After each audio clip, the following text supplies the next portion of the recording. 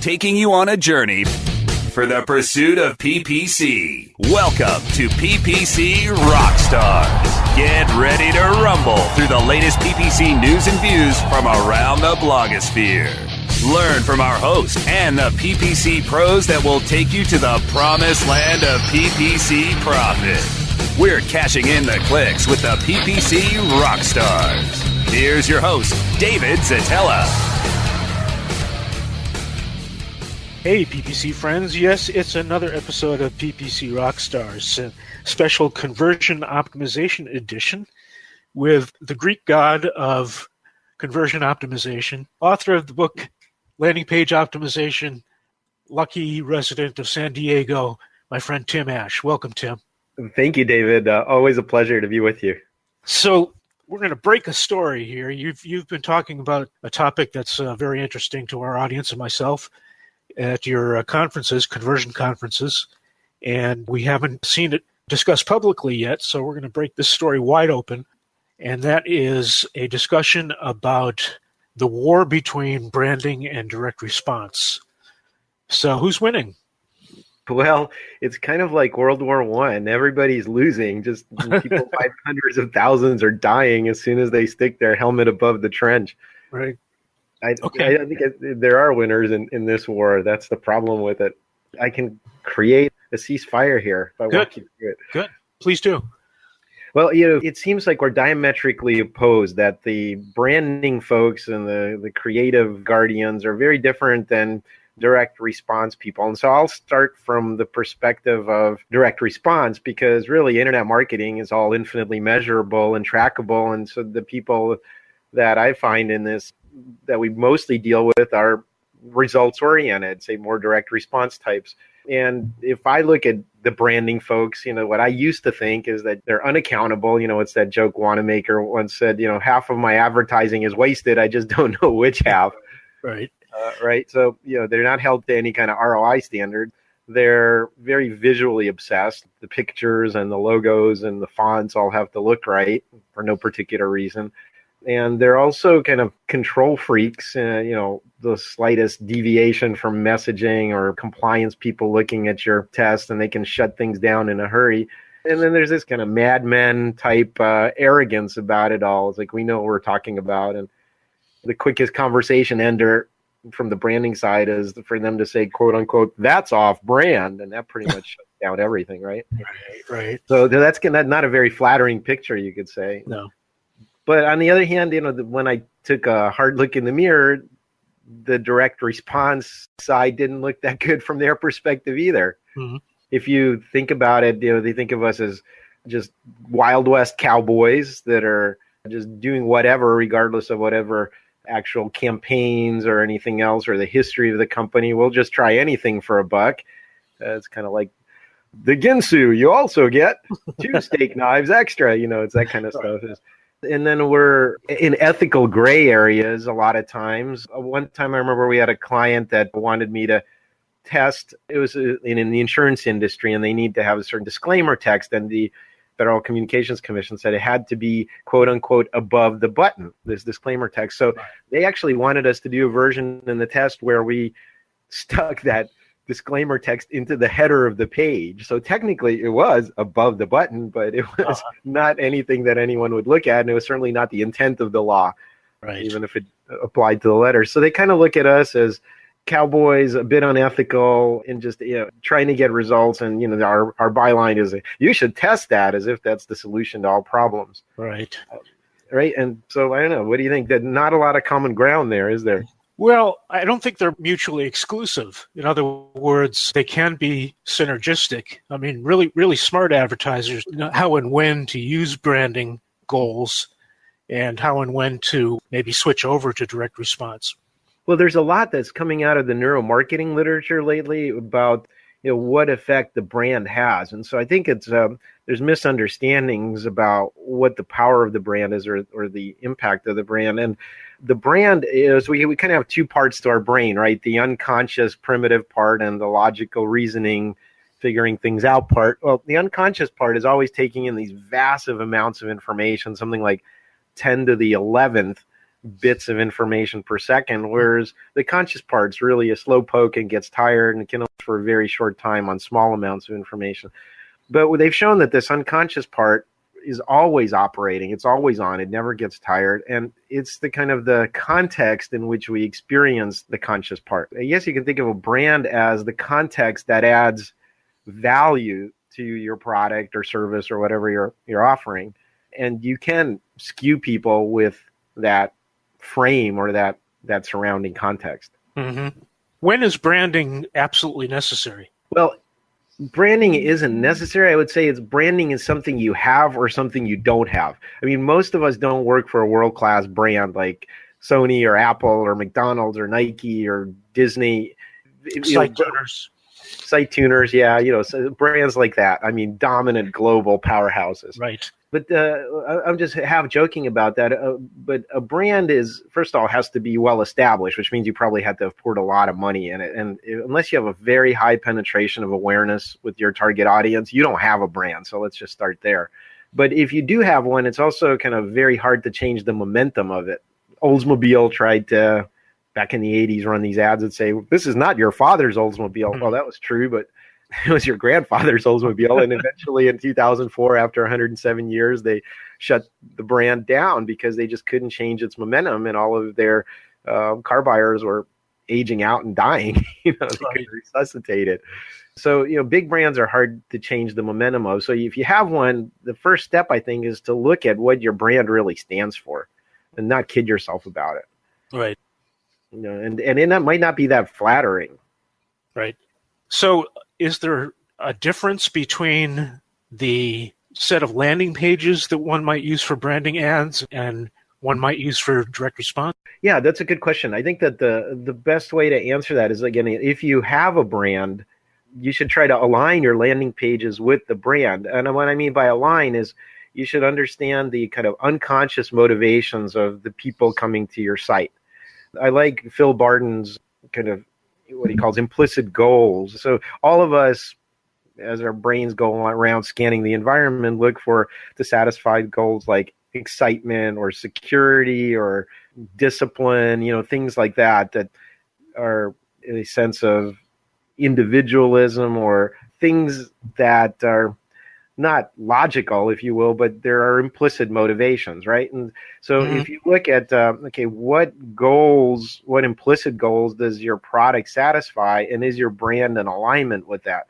So, for example, I pulled up the other day, Comcast sucks. I did a Google search on that, and it's one of the most hated cable TV brands. Do you have Comcast? Yes, I do. Comcast Internet. I'm surprised it's still up. Yeah, exactly. And if you look at it, the brand doesn't stand for anything innovative. It stands for I hate you, right? Right. And so the first thing is to really take a look at what your brand stands for. And then whatever offer you're doing should be in alignment with that. And that's where the problems really start. So, for example, if I said I'm going to sell this new exciting new sports coupe from fill in the blank brand, right? It's really not the ad itself. Okay, the exciting sports coupe activates, again, excitement, adventure, things like that, right? But then if I put it in, say, the BMW brand frame, it makes sense because it's all about driving excitement and the ultimate driving machine, right? Right. That's a good fit. But if I say exciting new sports coupe from Volvo, not so much, right? Because they're known for safety and weird, stodgy Swedish styling and quirkiness and individualism, but not necessarily for excitement, right? Right. Hey, speaking of excitement, we've got some really exciting sponsor messages right now. Stay with us. PPC Rockstars. We'll be back after we click through our sponsors.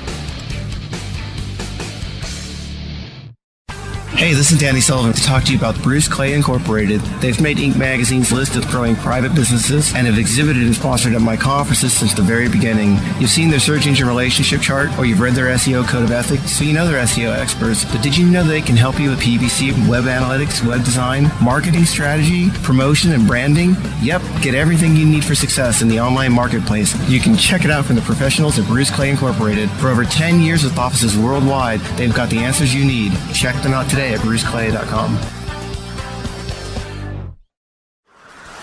Whether you are an online business or domain name investor, you need access to the best names. With over 270 million domains already registered, finding the right names at the best price requires a great wingman. Namejet.com puts you in the pilot seat by giving you fast and unparalleled access to some of the best premium and expired domain names on earth. As the #1 domain name auction platform, Namejet.com is the best place to find domains for your business or investment. So light the afterburners to the domain name aftermarket and fly over to Namejet.com at Mach speed to get great domains today. Namejet.com. Great websites today need expert web design and development and need to be e-commerce ready and mobile friendly. But building a marketable and profitable website can be an uphill climb. Ready to make your new website or replace your existing website? Think Orange as the new way to get in the black. Orange Hill Development works with Fortune 500 companies and offer the same top quality development service at a fraction of what other providers charge. Brands like Absolute, Carlsberg, and Nestea trust Orange Hill Development. Find out why you should trust your website with Orange Hill. Contact Orange Hill for a consultation today at orangehilldevelopment.com. The pursuit of PPC continues. Welcome back to PPC Rockstars. Here's your host, David Szetela. And we are back with Timothy Ash, also known as Tim Ash, CEO of Site Tuners and World Authority on Landing Page Optimization. And we've been talking about branding and direct response and how the two can meet. I'm going to drop my secret formula for branding with PPC right here, and that is running what we call no call to action ads, no direct response ads. In other words, we run ads for, let's say, a new product or a repositioning, run ads that contain only the company logo and maybe the byline that they want to be known for, and those ads don't get any clicks, but they get millions and millions of impressions for free, such that when the direct response ads are run, we've already conditioned people to think of this brand in conjunction with their messaging. See what I'm saying? Absolutely. I think what you're saying is important. One of the things about branding is you need lots of impressions of branding. So you're kind of preparing the ground, you're tilling the soil before you drop the seeds in that you hope to grow. So essentially, they'll get away with it. You're getting free branding, and that never hurts. Yes. Hey, there's another topic that I wanted to go over with you for the benefit of our listeners. You invented or isolated the 7 biggest sins of landing page design. And I'm sure listeners will recognize their own landing pages when we discuss this. So why don't you go ahead? Sure. These are the 7 deadly sins of landing page design are just very common, you could say almost endemic problems that people have with their landing pages. And so it's just a quick list. I have a whole chapter devoted to it in my landing page optimization book that you can use to spot problems with your landing pages, especially direct response ones, especially pay-per-click landing pages where you're paying to get people there. One of them is an unclear call to action. Sometimes they're hidden on the page or visually not that exciting, and one of the best ways to hide your call to action is to make the rest of your page really loud and obnoxious. And so if you have giant pictures or 196 point typeface with drop shadows under it, and if you have motion, God forbid, on your page, all of those things are going to kind of hide and obscure the call to action. And even though your graphic designer is very excited about how it looks, it's probably going to be counterproductive to your business. Right. And I would add one thing for PPC advertisers, and that is our friend Brian Eisenberg would say that the ad is making a promise that must be fulfilled on the landing page. Yeah, now that's very important. That's another one I talk about, which is essentially the continuity between the ad and the landing page. If there's a disconnect, that's a huge problem. And a lot of times pay-per-click people are say, well, we're working on the traffic acquisition side, and you website development people, you handle the landing pages. But that handoff is critical. If you don't keep the promise you're making on the upstream, you're going to have very bad reception. For example, I can say, hey, free sex in my ad, and I'd get a lot of clicks. But then if I sell vacuum cleaners on the landing page, it's a bit of a disconnect. That could work. Well, I don't want to hear about your kinky sexual practices. I know what you're doing with that vacuum cleaner, but for most people, that would be a disconnect. That's true. What other sins? Oh, another one was a lot of visual distractions. And again, it's very often these appear in tandem or multiple problems on one page, but an unclear call to action, as I mentioned, is often the result of visual clutter. And your designers, you have to hold them to a very strict standard. And my standard is this visual embellishment specifically designed to enhance the call to action on the page? And if you can't answer yes to that, it just can't be there. And that applies to stock photography, motion and sliders, even parts of the page like background colors and things like that are non-essential. So right. Basically visually you need to strip it down and make it boring and then just watch your cash register ring. Right. I think a good rule of thumb, well, this is how I always guided designers. Explain to me how this element is helping.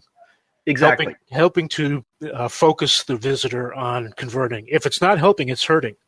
Exactly. It's just creating more clutter, more distraction, more options for your attention to escape. Right. Hey, speaking of escape, where do you stand on checkout processes that strip away or minimize the opportunities for off-page navigation? I think you have to be very clear what you're doing. So if you're in an e-commerce catalog, for example, discover products and be able to navigate around. But as soon as they hit that start checkout button, that's what I call a torpedo tube experience. In other words, you go in one end, you come out of the other. There's no side trips. There's no looping around. It's a linear process. Now, within that, you should allow them to go back and forth to the previous step and things like that to correct problems. But essentially, yeah, at that point, once they say, I want to check out, and that's their mindset, you should strip away all of the other navigation, all of the category level stuff, probably even the whole top nav bar. Right. I get a lot of pushback from clients about that. For some reason, they're stuck on there. We have to mimic our site design. We have to use our template. Well, you can use the same color scheme. You can keep the logo in a header, but you don't have the navigation anymore. Instead, you should replace that with clear signposts saying this is step 1 of 3 and this is what's coming up next and so on. Right, certainly. Well, that puts that to bed. Let's keep going with the sins. Well, another deadly sin would be actually too much text. As marketers, we're probably pretty articulate. We like to write in what I call marketees. We're the world's greatest solution provider for, fill in the blank. And actually, people don't read online, and their attention span is that of a lit match. So as a quick exercise, go through your page, strip out all of the adjectives, because if you say you're great or fantastic or top rated, unless you can objectively back that up, you shouldn't be saying anything like that. And then after that, just cut the text in half yet again. Mm-hmm. If you can cut out all of the subjective stuff and then cut the length of the remaining stuff in half, you're getting to the right neighborhood, and it'll increase conversion, it'll increase retention of information. And the reason that it works is because it's less mental load on me. It's less cognitive load. I don't have to have my bullshit filter set on high and wondering what kind of unsubstantiated claims you're going to throw my way that I have to devalue and calibrate. Right. Saves me a lot of work mentally. Right. So just the amount of text that explains the benefit to the reader and explains the benefit of taking the conversion action, and that's it. Nothing more. Exactly. Now, again, if it's something that's the consideration stage, you might have to have a lot more supporting information, but put that under a more details link. And then if I ask for that, give me the kitchen sink, give me complete information, or maybe even a download that has all of that information. But generally on direct response pages, keep the text as short as possible. Absolutely. Now, where do you stand? Is there a magic for a lead gen effort? Is there a magic number of fields that should be included in a form, or is it just, as the rule of thumb, just as few as possible? Yeah, the minimum number, the recommended number is 0. Have to get a lead that way, though. Well, yes and no. For example, if you let me download something and your call to action is actually embedded in the download, you might be better off letting me download it rather than asking for my email address and emailing it to me. Now, yeah, I know you want to harass me with a follow-up marketing automation sequence, but you might be better off getting it into more hands by just having that download out there. And then the next step would be embedded in it. For example, we had a hearing aid company, sold all the major brands, and they had this downloadable guide to hearing aids. Told you all about the insurance implications, whether it worked for your hearing loss and so on. And then once you downloaded that, the very last page in it said, hey, go and schedule a hearing appointment nearby. And then you have the right to ask for my contact information and my zip code and my email and my telephone number, because that's what it would take to schedule an appointment. So, but they didn't gate that initial download at all. Huh. That is a great tip. And we have some good tips coming up from our sponsors right now, so stay with us, please. PPC Rockstars. We'll be back after we click through our sponsors. Do you look at the task of ranking your site at the top of the search engines like you would climbing the top of Mount Everest?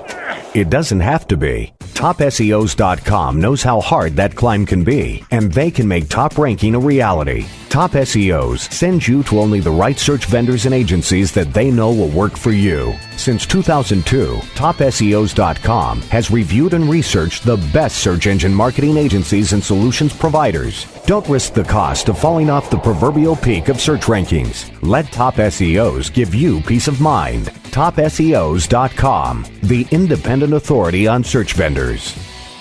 Are you paying too much for your paid advertising, or have you quit altogether because it seemed like a huge waste of money? Studies show that companies waste 25% of their PPC spend on average. The web marketing experts at WMEtraining.com can show you how to make your AdWords account a lean, mean converting machine. Whether you're just starting out or want to take your skills to the next level, we have a class for you. Contact the web marketing experts at WMEtraining.com. Looking for a better way to get more traffic and interaction to your Facebook page? Imagine Facebook interactivity on your page like you've never seen. Introducing your new Facebook marketing fix, Social, the new and revolutionary way to easily manage and automate your Facebook contests and sweepstakes. Create a fun, easy-to-win contest by writing a simple Facebook post. Watch your post go more viral and generate loads of interaction. Track your traffic and generate email lists with ease. Social is mobile-friendly and complies with Facebook terms of service. Let Social give your Facebook page some flash today. Zoom over to zosocial.com. The pursuit of PPC continues. Welcome back to PPC Rockstars. Here's your host, David Szetela. And we are back with Tim Ash of Site Tuners. Been talking about conversion optimization and Tim's 7 deadly sins of landing page design. Did we hit all 7 yet? No, there are definitely more. One is a major issue is lack of trust. When we meet someone in person, we can make certain assumptions about how they're dressed, how they look, or whether they've groomed themselves, those kind of things. And over time and interactions establish a relationship. But unfortunately, we don't have that same luxury when we come to a landing page. Our visitors are anonymous. They're there for a second or two, and it's not a two-way conversation. So you have one moment or split second, really 50 milliseconds or about a 20th of a second, to make a visual first impression and to establish trust. So the production quality of your site's important. It has to be appropriate for the audience. And then any other trust indicators like testimonials, seals of approval, organizations you belong to, client logos, anything like that, safe shopping seals in the case of e-commerce, return guarantees, seals, visual badges of some sort that make me feel safer there, because we kind of assume the trust and it's often not there. We have giant sites that don't bother telling people that they have hundreds of thousands of clients and have been in business for 25 years, things like that. It's easy to put up a nice looking website, but without those other trust points, why should I buy from you? Why should I trust you? Is a huge question people are asking. Before they give up their information, especially. Exactly. Do you generally advise page designers, especially form designers, to put some kind of disclaimer about how their information is going to be treated? That's a two-edged sword, and it really depends on your circumstances. So I've seen, we value your privacy with a little link to your privacy policy like that right above the button. That can often help. But other times it actually makes me think of what are you going to do with my information? So it brings it to my conscious attention, and it can actually be counterproductive. So it depends. If you have an unsafe situation, psychologically unsafe or unfamiliar to me, then probably extra reassurance is good. If it's a routine thing, then why would you bring up concerns about security or data privacy and put them in my head in the first place. So it's really quite situational, I would say. And you have to test which works best. So emphasize that stuff more or de-emphasize it, and then see whether that gets you any kind of improvement and matters in your context. Mm-hmm. Okay, well, we are just a few minutes from the close. I wanted to find out from you, when is the next conversion conference? Well, it depends on where you are. If you're in Europe, our fall conversion conferences in London and Berlin are happening. If you're talking about strictly in the U.S., we'll be back for the third time at the Rio in Las Vegas in the middle of April. So mark your calendars. Just go to conversionconference.com. We sold out the last 2 years in a row. We keep growing. We've had about 40 exhibitors there covering all parts of the conversion optimization space. We had a lot of fun activities and the highest rated speaker program that we've ever put together. That's something I'm very proud of. So if you want your head exploding with CRO knowledge, 4 tracks now. We record the sessions. Actually, you can buy the sessions from this 2016 show if you like on the website as well. So on SiteTuners, sitetuners.com? On the Conversion Conference website. Oh, okay. Gotcha. That's conversionconference.com, right? Exactly, yeah. And so we have all 45 sessions, including 3 keynotes nice. There. Well, I have attended and spoken at these conferences, and I can certainly attest to the fact that the return on the investment is huge. Well, thank you, David. I appreciate that. Yeah, like I said, primarily an educational show. We try to put on a good time and some fun side events, including my presidential suite after party and the zip lining for folks. But, you will learn a lot. You'll certainly be able to justify to your boss why you went there. Absolutely. And it's going to pay for itself many times over. Absolutely. Well, Tim, thank you very much for coming on today. I understand you won't be on the internet radio quite as often anymore. You had your last Webmaster Radio show recently, is that right? That's right. So after a run of over 100 shows, the landing page optimization show has been retired. There's still that fantastic archive of basically me interviewing every thought leader in the industry. So check it out, landing page optimization. Truly.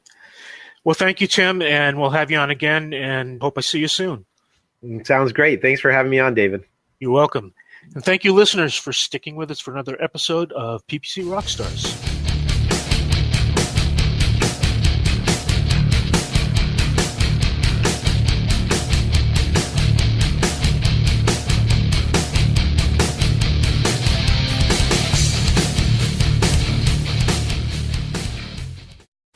The opinions expressed are those of the hosts and their guests and do not necessarily reflect those of the staff and management of Cranberry News Marketing and Cranberry.fm. Rebroadcasts or retransmission of this content without proper consent is prohibited.